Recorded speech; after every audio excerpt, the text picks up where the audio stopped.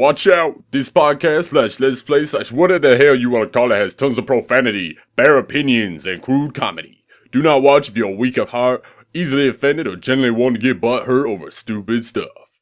You have been warned, alright? Indeed. Well, either the warthog was talking to the other warthog like, "Hey, baby, you won't get on me," or something like that, or he was like, I don't know, you're being attacked by a spider. But I never understood. It's like, did nobody notice it going on? I was wondering, like, what? Is that supposed to be important? Is it supposed to be doing that? Just looking at it when it going to, oh, it's not supposed to be doing that. What's going on then with it? I don't know. Maybe it has hydraulics, you know, like... It's a pimp mobile. Indeed. Picking up chicks in a freaking LAAV gun and everything else. Wow, is it my turn already? Yep. I feel so depressed now. Like, everybody said so much nice stuff, and now I'm gonna go all out. Go for it. Alright, fine. Alright, let me start off by saying something nice. Sam, we have nothing against you, honestly. And then I just don't understand why you wanted me, or us, to review it, because essentially it's us tearing apart your baby, your work, your wonderfulness and pleasure. And now you're gonna hear me go all out it as if it was World War III and Hitler's baby or something, I don't know. So, I'm just gonna go out and say that I could not watch it the second time alone. I had to watch it with somebody, so I watched it with Brandon because I was bored out of my mind when I watched it the second time. And usually I have no problem rewatching things over and over again. I was extremely bored because I'm trying to be as nice as possible. Like I don't want to bag it as much as I did on Cataclysm, even though that was justified, but I think I'll have to. I thought that your choice in voice actors was just a way of saying, "Yo, boys and girls, look, I got all these famous peoples on board. It is going to be like orgasm in my pants. How epic it's going to be, yo." Cause the trailer, the focus of the trailer was one sequel to the popular series. It wasn't a popular series. It was a film. It was just divided into three parts because you couldn't do it all in one big thing. And then you had the names of these big actors and big directors as if saying, "Look, I got these people on board, so it must be good." No, it's people like, do that in real life. With movies, they do oh, that. I know, but you know, Robert Downey Jr. is not Arbiter. When I see a movie with Robert Downey Jr., I know that the movie is gonna be epic. Because Robert Downey Jr. can act very well. He deserved the title on the screen. He deserved his face on the screen. Hell, Jude Law deserves that. Schwarzenegger deserves that. I'm not gonna say Stallone deserves that, but you know what? I'm gonna say Stallone, Bruce Willis, Jackie Chan. Those people deserve their names to be in there because they're huge. People who were mentioned that, they're not that huge. I mean, Jason Axelrod is huge. Oh, John Michael Villa-Gomez is huge, but nobody else on that was really worth of putting in the script. Because I'm much rather see, not script, the trailer. I'm much rather see a trailer for the movie, not the trailer for these actors in the movie, if you know what I mean. Mm-hmm. It felt more like, if I'm like a gag of saying, "Hey, yeah, these people are in, watch it," because now you know who Arbiter is, because hey, he's big. You know who John Michael Villa-Gomez is, or JMV. I mean, he's huge, right? I mean, look at me, guys. I mean, I hate putting that in my trailers. It's like, I don't want to milk my voice actors, because people are gonna hear them throughout the entire movie. I'm not gonna milk them. People will know who they are. I'm much rather focus on the story. Not to mention, I suck at making trailers. I just purely suck at making these things. So I try to stay away from that. Kill Garst. Yeah, right. Oh, Jesus Christ. That was me, and that was horrible, and I accept the consequences of that. You sounded so young back then. It was 3 years ago, and my voice is naturally very young, I guess. On computer, at least. Like, in person, it's not that squeaky and whatever. I don't think it's even squeaky. It's not that high-pitched. There you go. Squeaky is way too much. I make fun of squeaky people. What else? Wait, I didn't even start. I just started saying about that stuff. Yeah. I guess I'd say that besides let's me ignore the camera work, and let's ignore the fact that the battles were relatively boring. I did not feel excited for the battles. I thought that they were mostly illogical, and then he didn't put enough effort of getting his body actors to actually, I don't know, make it more unique. It didn't feel like a copy of what Arbiter does, but he was definitely going for that feel. But as I said, I don't focus on camera work. I focus on the story, the dialogue. You know what? I'm gonna judge dialogue in barfs from now on. Like last time, let's say the dialogue in in Cataclysm, I gave it 1 barf because it was actually pretty decent. Like there is no dialogue without any barfs in it because every dialogue has barfs in it. But Cataclysm, 1 barf. I'd say episode 6 of Elites of War, or not 6. Let me say episode 2 of Elites of War is probably 4 barfs out of 5.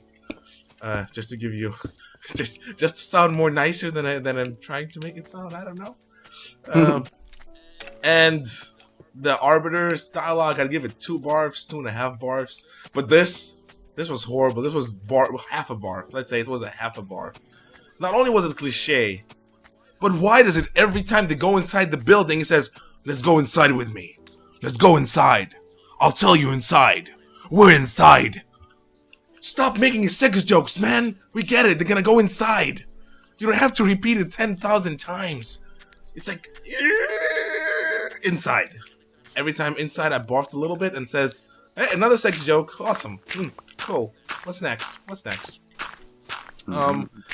I felt like the red guy, I don't know who voiced him, and I'm not begging on the voice actor, but he felt extremely stale. He felt like he did not care for anything. Like there was no emotion. It's either bad direction from the director or the fact that the guy just read the lines. Like we talked during the film. Like it just felt like he read the lines off the script and not really put himself into the situation or whatever. I would say that making Arbiter being one of the mean guys, you know, Arbiter can talk. But sometimes Arbiter is not sometimes, most of the time, he's very stale. I mean, you can kind of predict what emotion is going to be, but if I would just not know anything and would just take a line from Rots where he's trying to be emotional, I'm like, oh, he's probably very depressed. And that's it. It's like, he's such a depressed man. I feel bad for him. I hope nobody's dying. And that's actually a party scene. Jesus! Oh my. But be happy, be excited, be like jumping on the roof or something. It's like, no, I don't think so. It's like, and then they made him leader. And then he betrayed the people he worked for. And he didn't raise information. Why not? It's your job to be a loyal soldier. And then all of a sudden you betray because some guy in red is kind of trying to be what? Is he trying to be experimented on? Where are all the scientists? Why are there 2 stupid guards over there that kind of not even... I don't even know what to call them. It's like they're guards, they're not scientists. I guess they can press a button and that's it? Yeah, man, torture devices are easy. Are you talking but that wasn't a about torture the device. announcers? No. The scene in Battle for Earth when they're about to brainwash the red guy, the red ODST or whatever he is. It's like, you're a grunt. You probably get paid to clean your gun and shoot little people. I did not know you had an MIT status over there. I did not know that you knew how to operate this machinery that is probably more advanced than anything. I mean, brain control, mind control. You couldn't come up with something else? You couldn't just blackmail the poor girl into giving you what you want? You had to make it brainwashing? I guess it made it sound like a better story. That's probably what he was thinking. Well, it did sound great, and then the voice actor for the red ODST was like, with his epic voice, mind control. And it sounded like one of those 70s movies, and yeah. Wild brains attack the history country, or whatever. See, 70s have a justification for that. They were all on drugs. It's 2012. I don't think drugs were used in creating this film, even though I don't know. I mean, if he created that, he must have been on drugs. I'm such a mean motherfucker. I'm sorry. I warned you. Read the disclaimer. Wealth of opinion and other stuff. Besides, he wanted us to back on it, so might as well do it. Yay! The moment they said weapons, I'm like, oh, that's it, nuclear weapons, because clearly there's no elites there are no covenant, and it has to be nuclear weapons. 45 minutes into the film, nuclear weapons. I'm like, my friend, something new perhaps? Why not chemical weapon? Why not a biological weapon? Something that makes your eyeballs pop out from your eyes, like scurvy. See, you thought I forgot about scurvy. You thought I forgot about scurvy, huh? Like, why not something that makes your balls drop to the floor and you're not able to move because of that? Why it must be weapons of mass destruction? I hope you do realize we have better weapons now than WMDs. I mean, we have cyber warfare, maybe, boy, y'all. Oh yeah, let's just hack all of their stuff and make sure their porn industry fails. I will tell you that if you can hack Central Grid in New York and take control of the traffic lights, you can immobilize the city. You can make sure that nobody will get into the city at all. You will make sure that cops won't be able to get to the proper locations to solve the problem. You can destroy hundreds of buildings in New York if you hack our central system here for the traffic lights. And by the way, there are defenses against that. I'm not just giving you ideas, you terrorist pricks. I'm just telling you something that is possible. I mean, they did it in Japan and they did it in some Mexican country. Well, not Mexican. I'm being too generalistic. And what you call it? One of those South American countries. Brazil? Barcelona, I think it was. Yeah, Brazil. I think it happened in Brazil. They had a cyber attack in Brazil. So that's a possibility. And since you, bro, kind of trying to bring it into a real life world situation, come up with something new. And why was only like 8 guards guarding a terminal with information about nuclear weapons? You know, nuclear weapons are guarded by like buildings and buildings and buildings with like hundreds of personnel armed and ready to yank your balls if they need to. Why was it on a computer? Thank you for reminding me. I would keep that thing hidden like a piece of paper in a safe underneath, I don't know, some plant filled with tanks. Some big ass military base. Yeah, right? And then here comes another thing. The battles. Let's forget that they were filmed a wannabe style. Let me just tell you that do not substitute Halo sounds for some ridiculous action sounds for guns from other films. First of all, when you make a film in Machinima, especially in Halo, at least try to abide by its rules.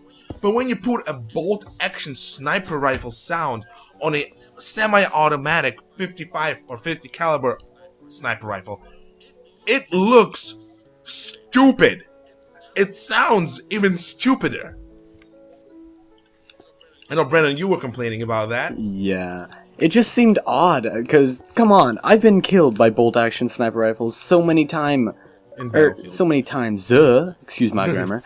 But I was like, okay, yeah, it must be a really strong weapon if it's able to just, kill you in one shot and give you enough time to reload and everything else.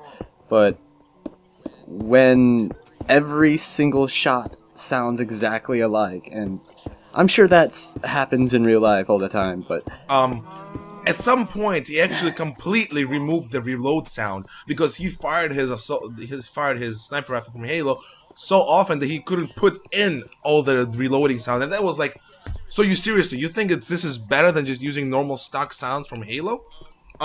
Excuse me, it just doesn't make sense. It sounds extremely bad. Maria, you have anything to say about that?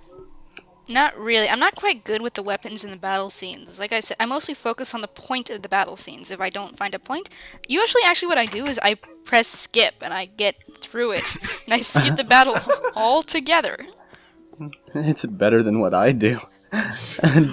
During the filming, I just kind of like comment on it non-stop. I'm like, why does this guy have a sniper rifle in a closed-off building? Why the hell? Just use a shotgun or something. Oh yeah, well you can say the same thing about Sai using sniper in episode 9. Exactly. But then again, he did use the rifle to kill the 2 little witches, so I suppose that kind of just. Sai's just a sniper, okay? He has that ability, like how Whisper could do that weird bounce shot. And I'm not sure, like the second part of Rise of the Spartans? The guy's coming around the corners, and Ryan turns around and goes, let me handle this, goes forward. Whisper just shoots the wall and kills the elite before he comes around the corner. I'll be honest, I don't remember any battle scenes from Rise of the It wasn't Spartans, really a but the battle last scene, one. I guess. It was just more It was of just a, kind of like they were infiltrating yeah, the it was base, an right? infiltration. As well. And wait, where did I stop? Oh, I stopped bad sound effects. So we talked about voice actors, sound effects, the horrible trailer.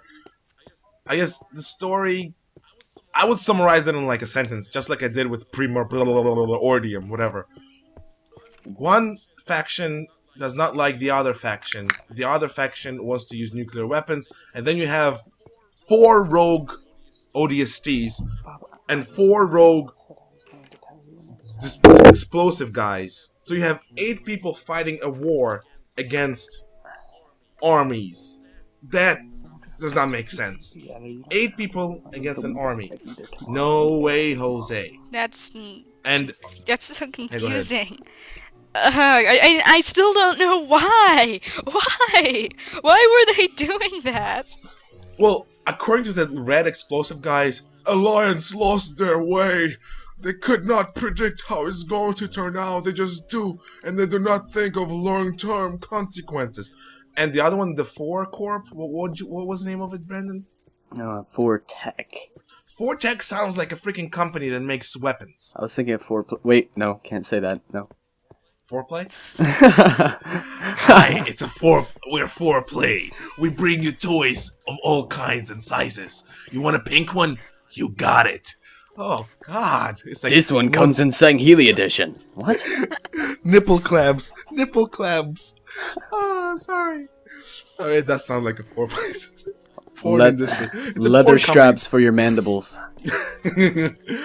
and a big bowl for your mouth. And other parts of your body that have a hole in them. All right, that's it. We're done. With no more sex jokes. So yeah, if I would summarize that, just like Brandon said, 2 gang wars fighting, and then one gang apparently, which is not even a military force, sounds like a company, has nuclear weapons, and the military does not have nuclear weapons. But why would a company need, like, wouldn't the actual army be the one with the nukes? Well, what is a company doing? There is no army. There is only the Alliance, and then there is this company. You know what? I swear it's a ripoff of something. I swear it just sounds so familiar. Like I heard this story before as well. Oh my God! And also, why would a company use nukes on just a gang? I have no idea. I guess you have to ask Sam about that. I think Alliance was supposed to be the government. Alliance, I guess it sounds like wrong, but when you kill the president, there's the vice president. When you kill the vice president, there's chairman of defense or whatever. The premise behind this story was, you kill the leader, and they will all follow and give up. Bullshit, brother. That's not how military works. You don't kill one guy and all of a sudden everybody stands down. You have to kill everybody, then everybody will stand down. It's like because there's no one left standing. Well, in World War II, if you kill a certain amount of troops, let's say you have a 10,000 troop force and you kill, let's say, 5,000, there's a good chance that 5,000 of those troops without leadership will give up. However, there are sergeants, captains, colonels. Army is not made up of one guy to rule them all. And as much props as I give to JMV, but his character was so bad in this. The general, was it, or the chairman, whatever they called it, the guy who was in charge. Oh, no, I think it was the commander or something like that. Yeah, I see. I forgot. I don't know what. I know the girl was the commander. By the way, I think Laura was voicing the commander, the girl, right? Nah, she wasn't. No, it was someone else. See, Somebody else. Someone else. So yeah, the 4chan. Did I say 4chan? What? Why did I say thinking that? of? No, not 4 Corp. 4Tech. There you go. 4Tech. Sorry. That was a really good joke, actually. I didn't meant to make it, but all right. The 4, whatever. I just forgot already. He was a dick to his own troops. He was a dick. I like when he was like shouting at them and screaming, and I guess he's supposed to be badass, but he just sounded like a prick. I think he was trying to be Hitler. Huh. I tell you what to do. Kill all the people who are in the Alliance because they're Jews. Oh, Jesus Christ. Who, please, make a better bad guy, please. Please. And then it ended. How did it end, Marie? I mean, you watched it till the end. I just can't remember. It ends from with 2 months ago. the guys dying and the Alliance going, oh, they will be remembered, and then they basically go off screen. Oh, The speech, right? The speech. The girl gave the speech and stuff. Yeah. I thought the speech was cliche. I guess that's one of the cliches you saw Yeah. in it too. I thought the speech. They're was... not going to be remembered. They're not going to be remembered. Oh my. And then, was there any of those four tech people left alive in that crowd, or was it all the Alliance people? I think actually that Fortech won. I couldn't quite tell though. It's just like you see the guy go off screen like, "No, we're going to die. This is it. Farewell." And then it's just sort of the Alliance people are there and they give the speech and then they leave and I'm like, "Who won?" Wait, what? I mean, what is there to win? What? They never told us. Apparently, the biggest problem was the nuclear weapons, and our 8 heroes. Let's forget about the 3 explosive guys. Our 5 heroes, the 4 DSTs, the prick who betrayed his own people. Then you have the prick demolition guy who betrayed his own people after 2 days of being in prison. I mean, what kind of a wussy are you? And then you have the brothers and the other annoying green. I finally found that the guy who voiced the green ODST was really annoying. No, the green ODST was Edward. No. You're thinking of the blue one, the sniper. The blue one, yeah, the blue one. He was really annoying. Like, even during the battles, he was an obnoxious little prick. Let's forget about the voice itself. It's just obnoxious little prick. Bad character. Yeah, bad. Thank you for making it nice. I just you know me. I like going on. Personally, I thought it was a little odd when, like, he would say that he saved the blue... No, the green ODSTs. Notice how I don't remember any of their names. I don't either. They're so not memorable. They're just not.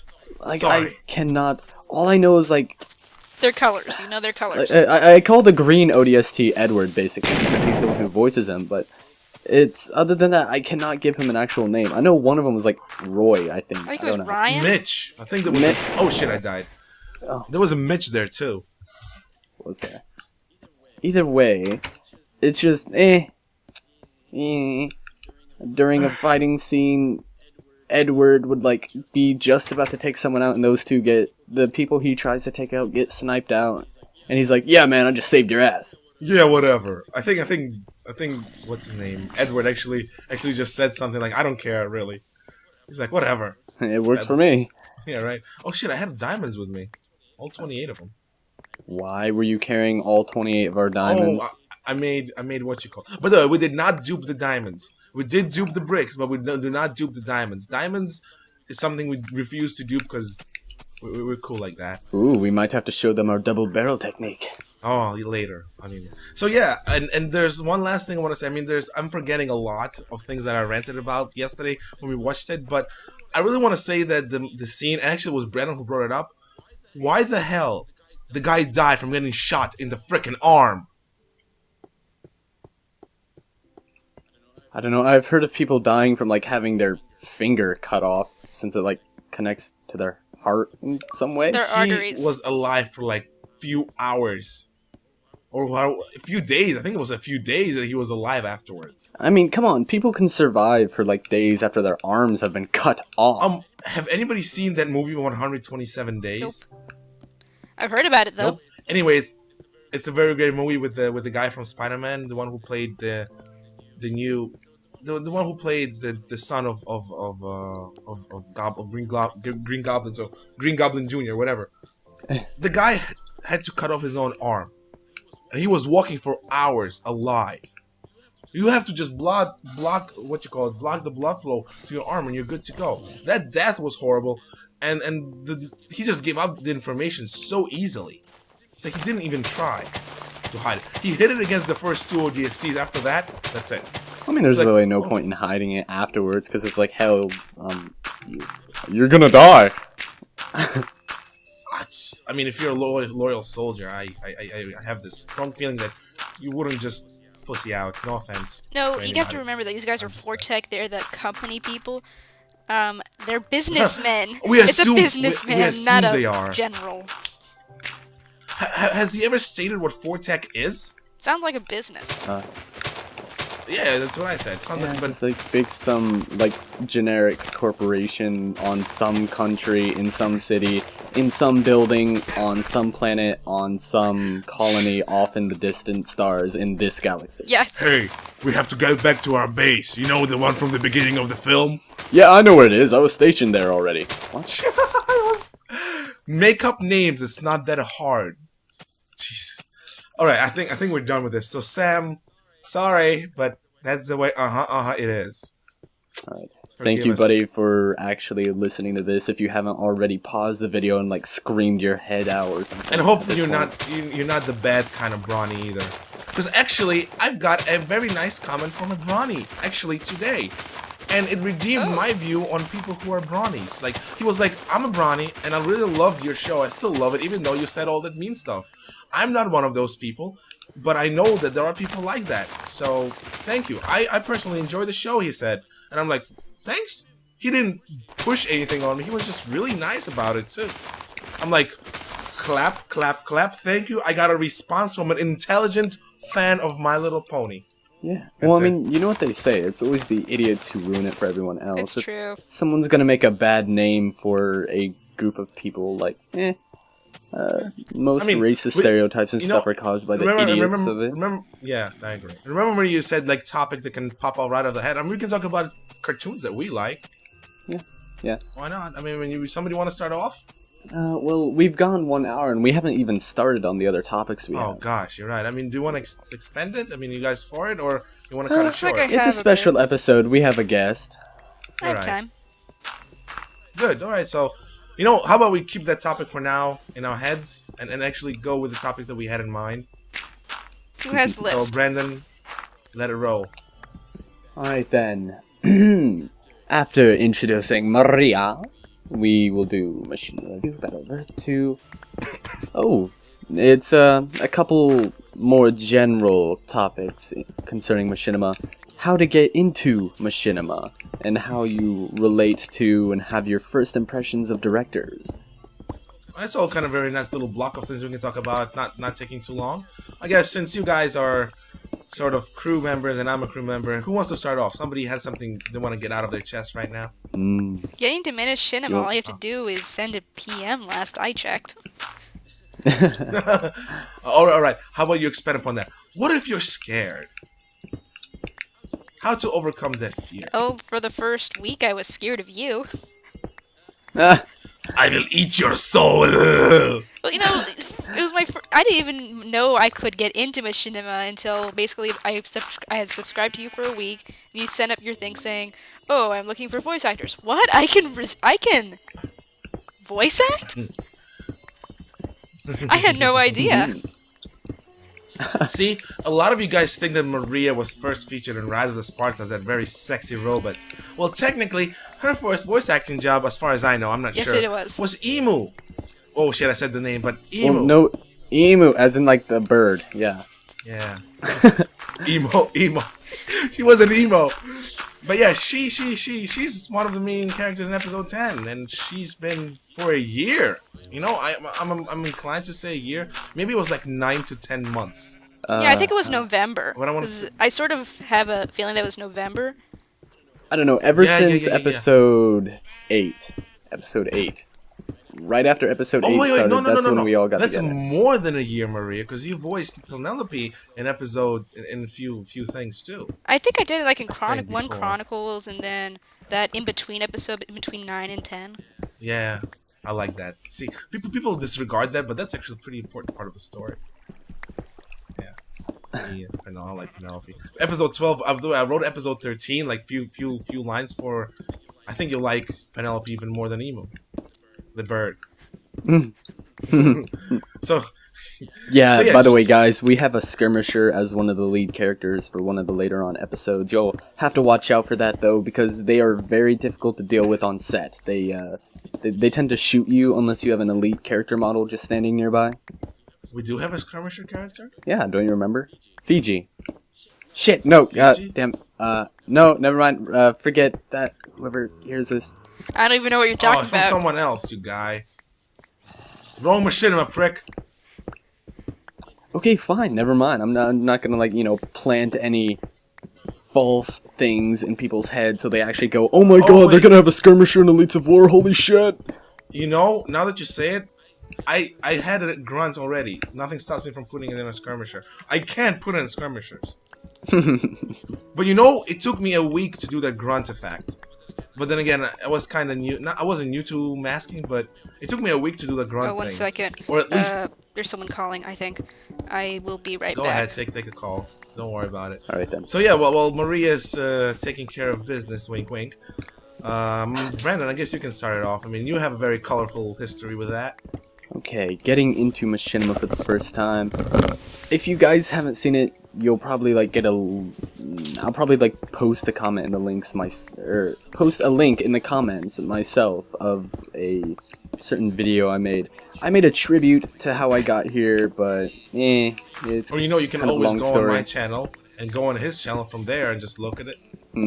I feature all my crew now. I'm smart. Lovely.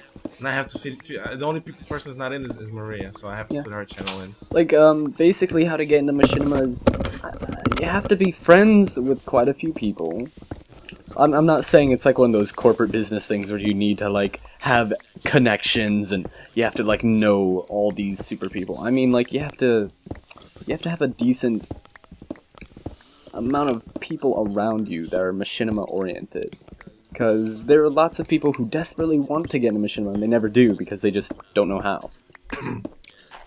Okay, I'm back. Nobody supports them. Yay! Welcome back. We were talking about porn industry. Want to join in? I'll pass. It's like, should I? Should I? No, I won't. Okay. Well, I mean, how to get into it? Yeah, you gotta know the people. You got to have the skills to do it, for one. If you want to be in videos, you can't just In general, yeah. you have to be outgoing person. I mean, I'm a closed guy, but I kind of managed to get out. Yeah. So I'm good. And if you're just gonna be like one of those people who are like, oh no, please don't look down on me.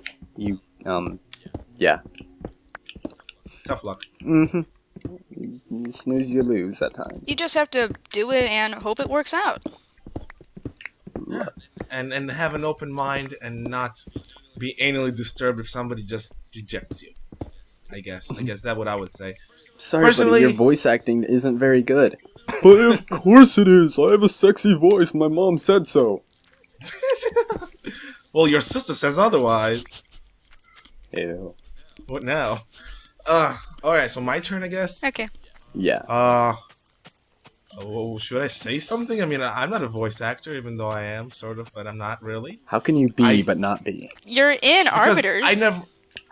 as a voice actor. Oh, fine, but that's probably the only voice acting role I asked for. I never asked to be in any films. People just offer it to me. Supposedly, I don't know why, honestly, but people consider that I have a very great elite voice. Boss is just that amazing. I'll be honest, I don't know why people consider that. I mean, I put myself in comparison to Jason Axelrod, and he's much more epicer than me. But I mean, I guess I feel good when people say, "Hey, can you be in my Machinima? Because I love your voice." Especially when my enemies ask me for that as well. I mentioned that before. When my enemies, save time. When my enemies go out of their way saying, "Hey, I know we had some tough times in between, but you have an amazing voice for an elite. Would you mind being an elite actor for me?" That's when I'm like, gloves are off, and I'm like, I am king.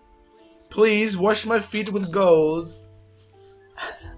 And I don't think that gets rid of dirt the way you want it to. I don't know. I have gold touching my feet. I am freaking awesome. Don't complain. Just take it in. Just take in the epicness. It's just like our statues, all golden, epic. And yeah, I guess I don't have that problem. I do have a problem with contacting voice actors. I did not. I mean, I did not contact Edward James either. I think he kind of, in one of my, hey, I'm looking for voice actors, he kind of wanted to get in. I mentioned before Jason Axelrod, same thing. I did not ask him. You didn't hear it yet. It's gonna be in the upcoming show. But yeah, I did not ask him to join in. I did not ask a bunch of people to join in. I just asked people in general. I might want to actually start doing that thing with, hey, I'm looking for a person who can play this guy, but I'm kind of leaning away from that. I guess my advice, just like Brandon and Maria said, just give it a try. But you need to have balls, both figuratively and physically, for guys anyway. You have to have balls to take the rejection and not get butthurt over it. I guess. Yeah, that was nice. All right, next topic. All right. Then. Unless you guys want to add something in. No, that's pretty nah. good. To go along with the how people think of other directors. First impressions. You scared me shitless, Ghost. All right, okay. Listen, this is the time where you can bag on me, so go ahead. No, I will forgive you everything. I think I watched your episode and I was like, oh, okay, this is awesome. And I sort of went on for a week and then I heard voice acting. Okay, let me try this out. And I think I actually went back and listened to one of your previous, I'm not sure what I would call it, probably a rant. It was a rant on something or other, I don't remember what it was. And I heard your opinions on stuff and I sort of got scared shitless because I wasn't sure how you were going to react to me. It's okay. You wind up being fine, right? Yeah, it ended that well. evil. It ended well. Yeah.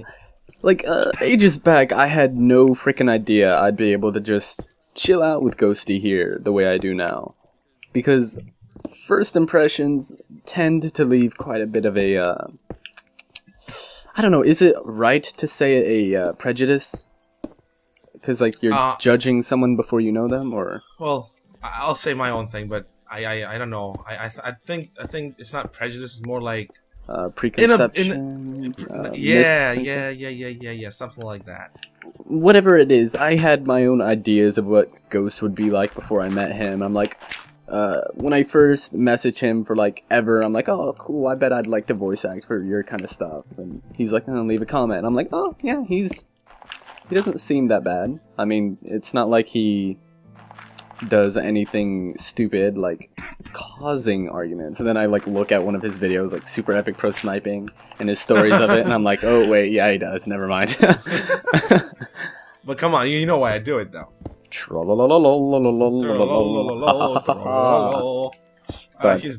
dead. I'm so sad. Is he?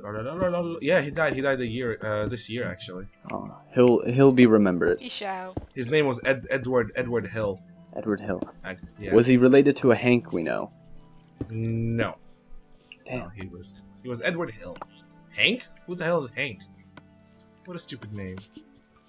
Honk, King of the Hill? Who said that? Honk?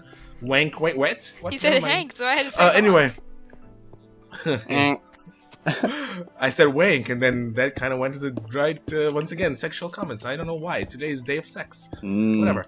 Where were we again? I was talking about my first impressions of ahead. you.